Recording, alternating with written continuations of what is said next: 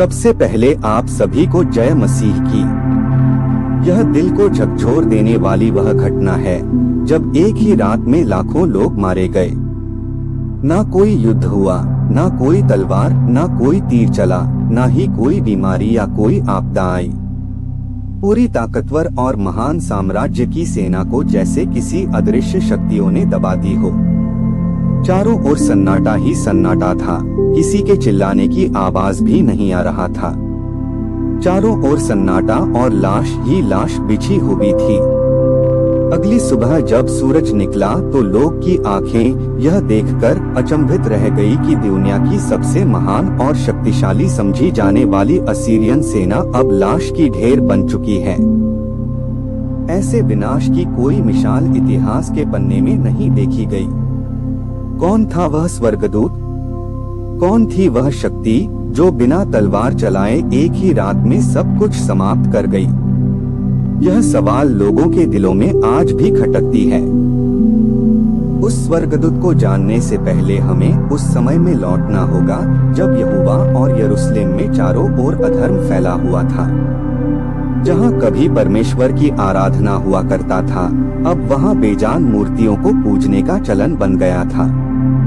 राजा आहाज का शासनकाल इजराइल के इतिहास का एक अहंकारमय शासनकाल था।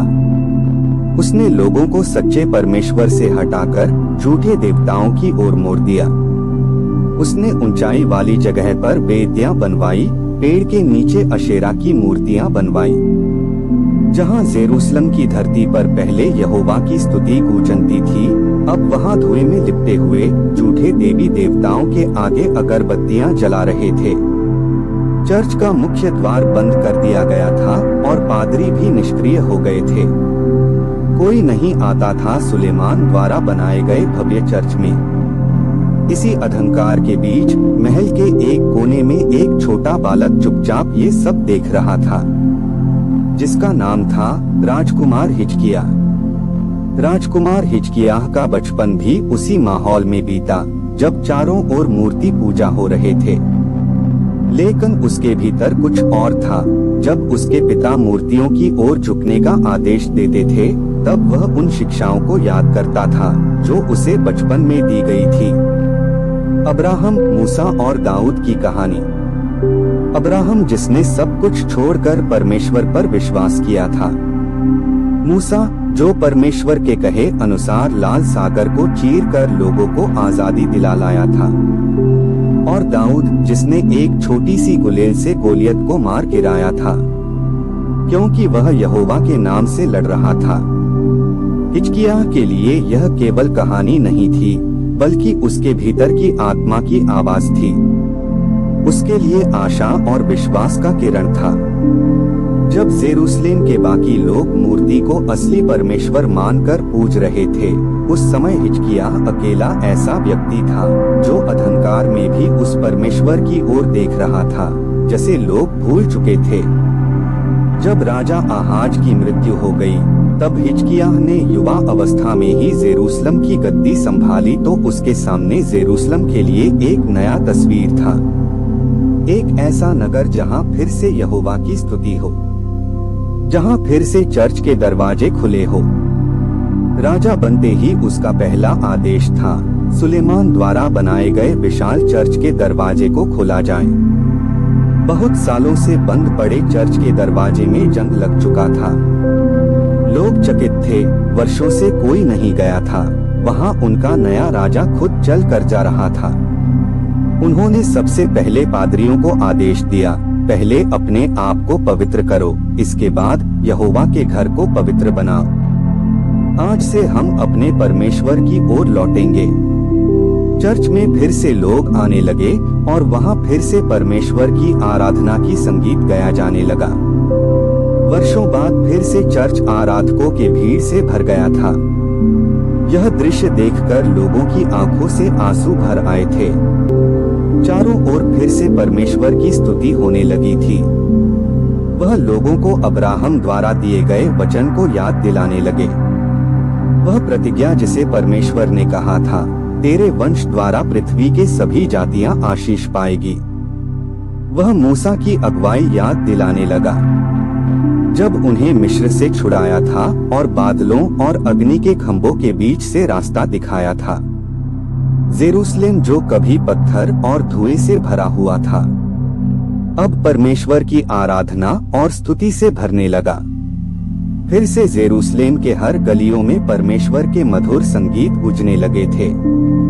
उसी समय उत्तर दिशा की ओर से एक ताकत धीरे धीरे जेरूसलम की ओर बढ़ रही थी। एक ऐसी ताकत जो किसी परमेश्वर को भी नहीं मानता था। एक ऐसी विशाल सेना जो अपने पैरों तले पूरी दुनिया को कुचल चुकी थी। वह अब जेरूसलम की ओर बढ़ रहे थे। एक ऐसा तूफान जो शांत नहीं था और न ही परमेश्वर से डरता था। असीरियन की सेना में कई महान और ताकतवर सेना थे जिसे देखकर लोग थर-थर कांपने लगते थे। उनके पास कई आधुनिक बड़े बड़े हथियार भी थे। उनका हमला केवल शारीरिक नहीं होता था बल्कि मानसिक रूप से भी होता था। जब वे किसी शहर की ओर बढ़ते थे तो सबसे पहले वे वहां के लोगों को डराने के लिए संदेश वाहक भेजते थे। एक बार असीरियन यदि किसी शहर को घेर ले तो बाहर से कोई भोजन, पानी या सहायता अंदर नहीं पहुंच पाता था।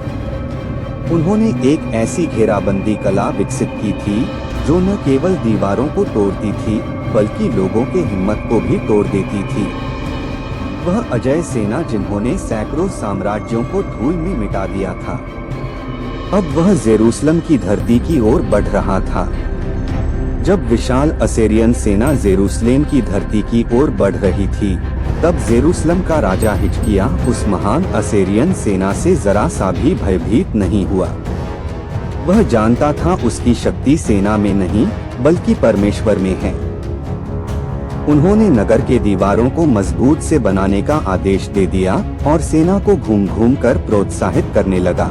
वह अपने सेना को कहता, असुरों के पास केवल हथियार और ताकत है बल्कि हमारे पास परमेश्वर है, इसलिए विजय हमारी ही होगी। राजा की यह बातें सुनकर सेना के अंदर जोश भर गया और विशाल असीरियन सेना से लड़ने के लिए तैयार हो गए। असीरियन सेना धीरे धीरे जेरूसलेम के नजदीक आ रहा था। इतनी बड़ी विशाल सेना को देखकर जेरूसलेम की सेना के साथ साथ आम जनता में भी डर का माहौल छा गया। यह देखकर राजा हिजकिय्याह चर्च में घुटनों के बल गिरकर परमेश्वर से प्रार्थना करने लगा, हे परमेश्वर, आप देख रहे हैं ना किस प्रकार से आसुरी सेना पूरे जेरूसलेम और आपका उपहास उड़ा रहे हैं। यह आसुरी सेना पूरे जेरूसलेम और आपके अस्तित्व को समाप्त करने में लगे हुए हैं। हे पिता परमेश्वर, इस मुश्किल घड़ी में हमारी रक्षा करो, हमें इन असीरियन सेना से बचाओ। अचानक राजा हिजकिय्याह के सामने एक स्वर्गदूत प्रकट हुआ और राजा हिजकिय्याह से कहा, हे राजन, तुम डरो मत, एक भी आसुरी सेना जेरूसलेम में प्रवेश नहीं कर पाएगा, उसकी एक भी तीर नहीं चल पाएगी और उसकी एक भी ढाल नहीं टिकेगी। वह लौट जाएगा उसी मार्ग पर जिस मार्ग से वे आए थे। उधर पूरे यरूशलेम में डर का माहौल था। पूरे शहर के लोग जाग रहे थे। कुछ तो डर के मारे कांप रहे थे और कुछ परमेश्वर से प्रार्थना कर रहे थे। लेकिन आसुरी सेना में जश्न का माहौल था। हजारों कैंप फायर जल रहे थे और वे अपने हथियारों को युद्ध के लिए तैयार कर रहे थे। उन्हें क्या पता था कि यह रात उनके लिए आखिरी रात होगी। जैसे ही आधी रात हुई, एक अदृश्य शक्ति आया और पूरी की पूरी आसुरी सेना का विनाश कर दिया। ना कोई आवाज आई, ना कोई चिख और ना ही कोई चेतावनी।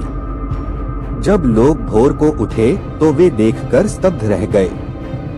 जहां एक रात पहले मौत की परछाई मंडरा रही थी, वहां अब केवल चुप्पी और लाशों की कतारें बिछी हुई थी। लोगों ने देखा पूरी आसुरी सेना मरा पड़ा है। उनके शरीर पर कोई घाव का निशान भी नहीं था और ना ही कोई खून का धब्बा। चारों तरफ शवों की लंबी कतारें थी। ऐसा लग रहा था मानो वे सभी नींद में ही सो रहे हो। वह महान असीरियन सेना जो कभी पराजय नहीं हुई थी, आज वह धरती पर धराशायी पड़ा हुआ है, क्योंकि उन्होंने ईश्वर की निंदा की थी। यह परमेश्वर की उपस्थिति का प्रमाण था। पूरे यरूशलेम में चारों तरफ खुशी का माहौल था और जेरूसलेम की हर गलियों में विजय के उत्सव मनाए जाने लगे।